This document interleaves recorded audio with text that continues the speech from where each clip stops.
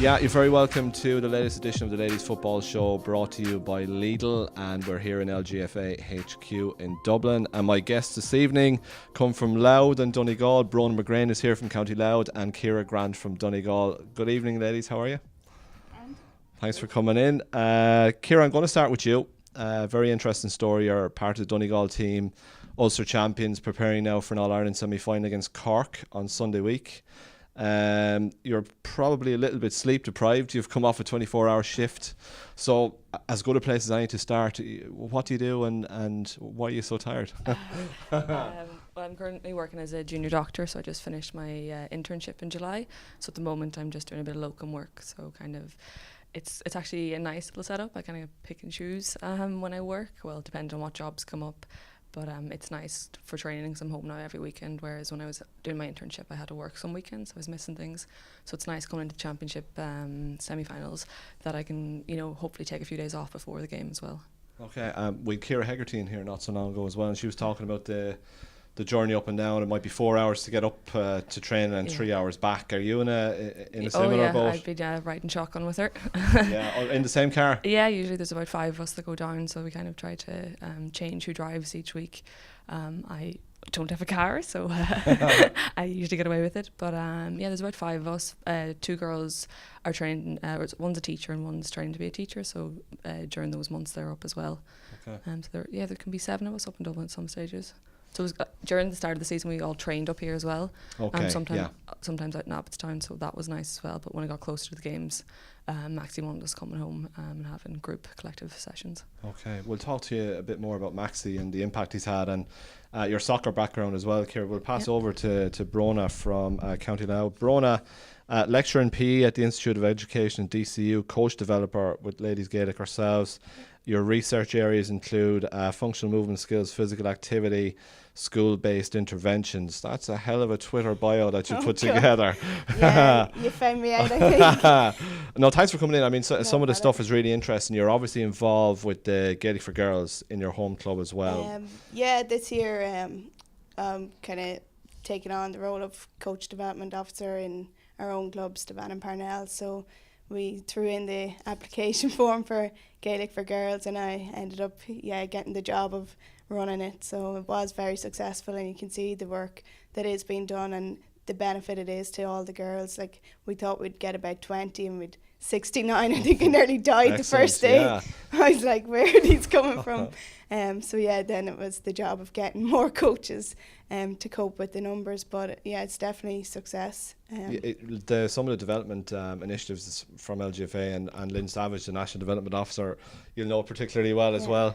It's really, it's going exceptionally well. Whenever we put the call out for applications, absolutely flooded with them. Yeah, even after doing it this year, then I know other clubs have said to us, "Oh, how did you get involved in that? We'd love to next year." And you're saying, "Well, just throw in the form and hopefully, But definitely, like, all the girls in our area and the surrounding areas, they just want to be involved in ladies football now. Where years ago we might not have had that opportunity. So.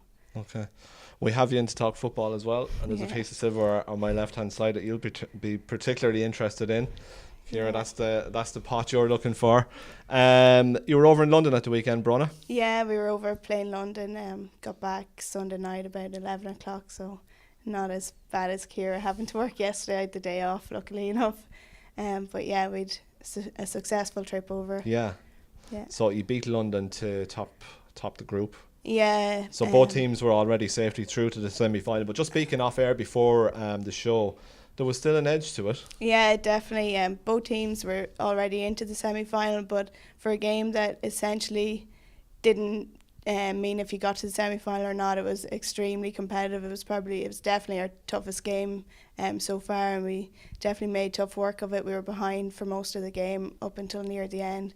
We just couldn't get our nose in front, and we did with 1 minute left of normal time, and then into extra time we pushed away a bit. But definitely it was a tough game, especially with travelling on top of it. Absolutely. It kind of throws you a little bit, no matter how prepared you are. Yeah, you're not in your own bed.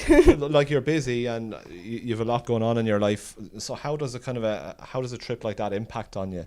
the logistics of it, taking time. I know it's a weekend, Yeah. but still, there are preparations to be Yeah, made. there's definitely preparations even in the week coming up to it. You have to still keep training, and every night of the week you've something on, whether it's recovery or training, and then you're trying to get down to show your face at club training as well. So yeah, it ends up that last week, like, I think I was just off the radar completely. It was football from start to finish, but I'm lucky with the job I have that I get a lot of annual leave in the summertime. But there's other people I know from our WhatsApp, they were half dead in work, I think, yesterday. Going by our WhatsApp group, they were in body, I think, in work, but not in mind. So, yeah. So you could meet them again, obviously. Yeah. Across the road here, it's if we both get through our two semi-finals, we could be meeting London again in the final. So it's London, Limerick, and Derry. Louth. Louth. We Yeah, have so Derry next, and they have Limerick. Yeah. Both games on the 26th of August. We've an intermediate semi-final this weekend as well. Sligo play Tyrone. Ciara, you know a bit about Tyrone. They were senior finalists back in 2010. Yeah. You know, have dipped a little, but recent times are signs of improvement again. Yeah, definitely. And it's interesting because at underage too, there would always have been very good matches against them, but they never seem to just bring that up to senior level. So hopefully now in the next few years they keep getting better and better and progressing. So it should be a good game. Yeah, absolutely. Sligo Tyrone. We're going to bring you that on our Facebook page live from Ballyshannon on Saturday, a place you'll know particularly well. Ciara, just to go back to a former life for you, and it might be a life again, your time as a soccer player and a soccer international with 16 caps. We'll correct a report we read earlier in the year. 16 caps for the Republic of Ireland. Yeah. So yeah, from a young age, I would have played kind of quite a lot of sports. Soccer was always the one that I favoured over everything. It was usually a tie between basketball, Gaelic and soccer. And then unfortunately I could manage them all until I was about 18. Okay. And then just kind of injuries, fatigue, different things. And then when I got to college, I was on a scholarship, so they said you have to pick one sport. And at that stage soccer was kind of pretty much the main one in my life. Okay. So yeah, since then I kind of pushed on and went to numerous trips with the senior team and stuff, and lots of different camps. And it was brilliant because where I was living in UCD, it was kind of like an elite sports accommodation. So I would have lived along the likes of Katie Mullen, Grace Walsh, Killian Buckley, Noel McGrath, Paul O'Donovan. So it was a really nice setup in college, and it was kind of like you're almost a professional athlete. Although you did have to go to college, every so often. Okay. So it was a really nice setup. And I always missed the Gaelic. Always had a love for it, and used to see the girls going off to it and stuff. And in UCD, there's so many pitches, so you'd walk past the girls training every night. But just unfortunately, my body couldn't take it, and I wouldn't have been able to give my all to the soccer if I tried to do both. Okay. Would you have got to know, like you name check some famous athletes there? Yeah. Would you have got to know them particularly well? Would you still be in touch with some of them? We all lived together, so it was about 4 apartments by the end, 4 apartments of 12 people. Wow. So when I started, I was the second year in the scholarship, so it was there's academic strands as well.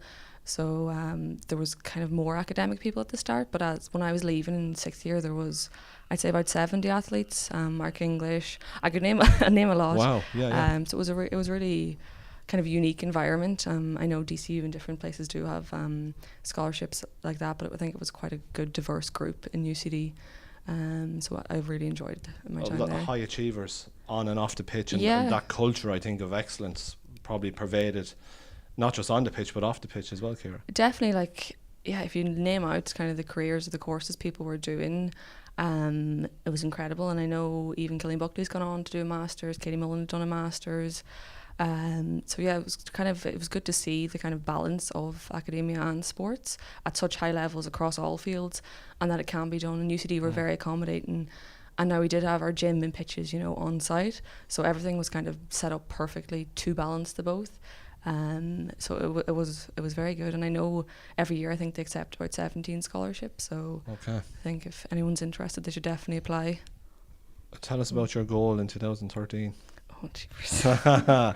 I'm reading it out here. A memorable goal for Raheny in the WFAI Cup final. A stunning effort from distance against Castlebar Celtic. It was, the FAI Cup final. It was first time playing in the Aviva Stadium. I think it was first time women were ever allowed to play in the Aviva Stadium. It was a very competitive game against Castlebar. I was playing with Raheny. I think it was my 4th year with Raheny at that time. And yeah, I don't know, the ball just came into me and I chipped it up and just decided to go head it over the keeper's head. Yeah, it's brilliant goal. Yeah. You do yourself a disservice by playing it down, you know. You're too humble. Yeah, but we luckily went on. I think they came back to equalise and then we scored a goal at the end to win as well. So it was a great day all around for Rainey and for all the girls. Brilliant. I mean, you've played at underage level in All-Ireland finals with Donegal and to play in an FAI Cup final. How did the two compare, Ciara? It'll kind of lead me on to why you took the decision to come back to Gaelic football. They're very hard to kind of compare directly. Gaelic, women's Gaelic is way bigger than women's soccer in the country. It's also a very community-based sport. You know, countryside Ireland, soccer wouldn't be that big. So it's kind of a different vibe. When I moved up to Dublin, I just seen this whole new world of soccer, because when I was at home, you know, you were kind of 13 playing on the senior women's team that maybe had 12 players, 4 teams in the league. When you came to Dublin, it was a whole new scene and lots of very talented girls. But just unfortunately, there is competition in Ireland because not that many girls as a whole are playing sport, and the ones that do tend to play sport are good at all sports, and you kind of have to pick one or the other. And Gaelic just has a bigger pull at the moment. But the soccer, for me, it was just a personal decision. I love soccer and that's why I chose it, just when it came down to not being able to play the both. But as the years went on in college and stuff, things got a bit hard to balance, and just I had to move to UCD Waves for the last 2-3 years of my degree, because I was scholarship bound, and just things kind of changed as the league got better and as players got better. They went over to England, so the standard of the league started to drop a little bit, and just sport then became something that I had to do instead of enjoying it. So I made a decision in my final year to just take a few months out from everything. And then I was walking past the Cahill pitches in UCD and the bees were training, and I was like, this would be a great way to just even enjoy a bit of sport again. And it was the best decision I ever made. I had the best last semester ever. It was great crack, all these 18-year-olds running around, and yeah, less pressure as well. Oh, definitely. Yeah. It was all fun, and the two coaches were brilliant. They were actually my age. Some of the girls were very shocked that I was in 6th year in college. But no, it was very good. Excellent. Maxi called you in earlier this year. I think your debut, you scored 2 goals against Kerry. Yeah. So quite a way to make an impact. Yeah. And then after that, I think you picked up, you were saying, a bit of a knock, which yeah, probably put you back a little bit. Yeah, so it was very different coming back to how Gaelic used to be played 5-6 years ago. Sure. It's a big running game now, whereas back in the day, I think I used to be like a number 11 and would kind of play the ball out to all the other positions, but unfortunately now it's a running game and it comes from deep up, so it was very hard to get my head around that. And I also love to kick the ball, which also doesn't happen much in women's football anymore, so it was a big change. But yeah, I worked myself back in, was really starting to get into the flow of things, but just unfortunately we had a training weekend after the league and I broke my hand in a very kind of a non-challenge. Me and one of the girls just kind of very innocuous. Yeah, and it was fine, got an x-ray, there was no break, went back to work, was getting sore, so I got an MRI, and yeah, there was a fracture, so unfortunately then I was cast bound. Pros and cons, like I was still able to train with the girls. Okay. Probably going against medical advice, but kept up with training and stuff, so that was one good thing. But just unfortunately, handling is, coming from soccer, was one thing I really had to work on, so it did set me back. But I'm working hard, and I got a few minutes there against Tip and got on against Kerry again, so hoping to push on as well. Okay, good stuff. Brilliant, Ciara. Bronagh, back to yourself. It's been a challenging year for Louth. Sadly, earlier on this year, Micheál McKeown, Louth's former manager, passed away. Very, very sad circumstances. We heard the news here and we were left very saddened and shocked by it. Darren Bishop has come in since. How did you manage to come to terms with Micheál's passing? I think, to be honest, it probably brought us closer together as a group. We played the day that Micheál sadly had a stroke. We played that day against Kilkenny. It was a home game, and we didn't know how serious the damage probably was at that stage. And Micheál wanted us to play, so we went out and won that game. The next game then, we had his funeral in the meantime. We were meant to play Carlow, but it was kind of a pointless fixture because we already knew we were playing Carlow in the Leinster final, so we didn't actually have to go through with that game, which was good because I think it would have been very raw at that stage. It was the same week as his funeral, but we rallied around and probably showed our support in terms of Guard of Honour, and it definitely brought us closer together. And coming into the Leinster final then with Darren over us, I think we all, including Darren, had the same goal in mind that day, and Darren will even say himself that we were like a team just possessed that day. I think coming in at half time, he'll often refer to just that we wanted, you could tell the want on us to win, and there was probably nothing that would have stopped us on that day. And I think as well it was important, Darren was part of, he came in and out and did the odd training session when Micheál was over us, so it was, I think, important that Darren and Micheál were friends, so it wasn't like a complete outsider coming in and kind of pulling the rug from under us. He knew what we were about, and he came in and took over from Micheál in a respectful way, I think. Yeah, absolutely. I mean, I suppose for players to try and separate that emotion from getting the job done on the pitch to, separating emotion from being clinical is a difficult balance when you've got such a huge personal motivation. Yeah. And, somebody looking down proudly on you. Definitely, I think that would have been one thing Darren would have spoke to us, was he didn't want emotion overriding the match situation on the pitch. And I think with 30 girls, it's hard to contain emotion at the best of times. Sure. So there was a bit of emotion in the dressing room, but luckily we could put it in to practice on the field. It doesn't always work that way, but luckily we did get away with the win, and Micheál's wife Mary was there to celebrate with us. So it was as nice of an occasion as it could be given the circumstances. Yeah, and it's been a really strong campaign so far.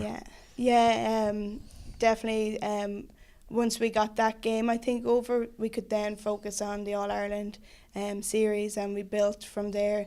Some more players came in, and we definitely just took on it more of a serious note to try and get this job done that we want to do. And there is that thing in the back of your head that we do want to do it for Micheál as well, please God, but it's just not that easy, I think. But hopefully, and we still get texts off his wife wishing us luck and thanking us for winning and that type of thing. So definitely it's still a part even if he's not here. Yeah, well said, Bronagh. And it's just the way you've carried yourself since has been absolutely impeccable, and there might be an absolutely brilliant finish to the season yet across the road. Who knows? Unfortunately, sport doesn't always end in fairy tales, but we'll work hard and hopefully get there. Okay, Bronagh, Ciara's spoken about trying to juggle everything and life and work and that. How do you manage? Because to let viewers know, Bronagh came up from Louth today and is going back down for training later on, so thanks for that. So for me to ask you about juggling the balance is probably a little bit strange, but anyway. It's not too bad. I find at the minute it's okay. Probably a couple of years ago in 2015 it would have been a lot more difficult for me because I was finishing my PhD then, whereas now I'm actually in a stable job in DCU that I can take annual leave around these busy weeks. So I'll look, and I knew we were travelling to London, so I took these couple of weeks off knowing that it's the busiest time for football. But yeah, you do have to juggle absolutely everything around football. Even like today when you rang me, I was going, what will I eat before training then? So you do become a bit very selfish and obsessed with gearing your whole life around training. But yeah, hopefully we get the rewards, and if not, we won't be far off. So. I wish you well, Bronagh. Ciara, can you relate to the mindset that Bronagh has there, that single-minded determination to there can be no obstacles if you want to achieve what you want to achieve? That's it. Like, the game's becoming more and more professional, fitness levels are increasing, strength's increasing, so you really want the edge over every other team. So little decisions you make every day are ultimately what add up to either performing better on the pitch and winning a game. So yeah, it does take a lot of sacrifice, a lot of organisation, and I'm sure you can agree, a lot of our lives are organised when you eat and what you eat. Yes. Because you don't want to be eating too early, you don't want to be eating too late. But yeah, no, I think coming back into the Gaelic this year, like, it's at a whole new level to what I remember it at.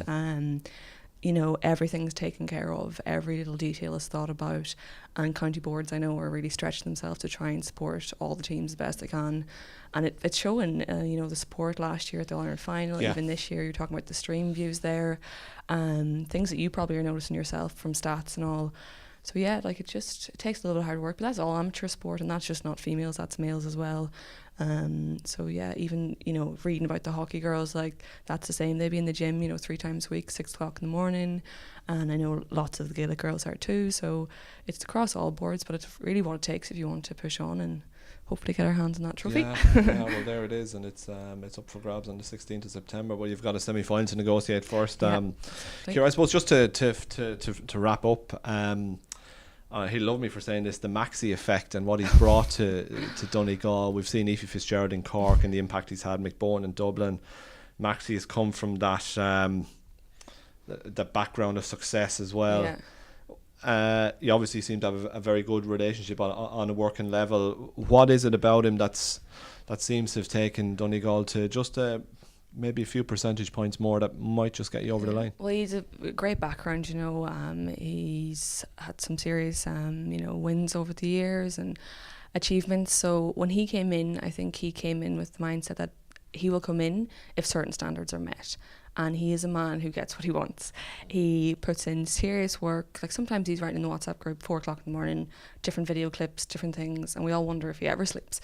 But before he came in, he tried to get back any player that had played in the past that he thought that could help the team. Girls came back from England, all over the place.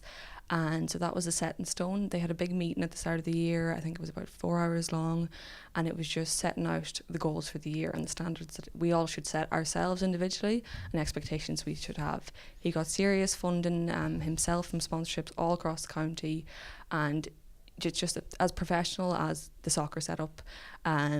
He often asked me at the start if we had a training camp, similarities or differences between soccer camps with the international team. And honest, like it was exactly the same. It was exactly how you'd want it. Your meals were perfect, video analysis was perfect, training facilities were excellent. You know, everything was put there for us, and all we had to do was work hard and buy into this attitude of, you know, we deserve to be given all these things. We deserve the same as the men, and these are the things that you need to get to the next level, as we're talking about. Yeah, sounds really, really good. Sounds like a great note to finish. Ciara Grant from Donegal, thanks for coming in. Get some sleep. Yeah. Bronagh McGrane from Louth, thanks for coming in. Get back up the road as quick as you can. Keep it legal. Folks, thanks for tuning in. We've had 5 weeks here in LGFA HQ at the Ladies Football Show, brought to you by Lidl, and we'll be on the road next week. Do stay tuned for more details on that. But for myself, Jackie, Cahill and all the team here, thanks a lot. Thank you for watching.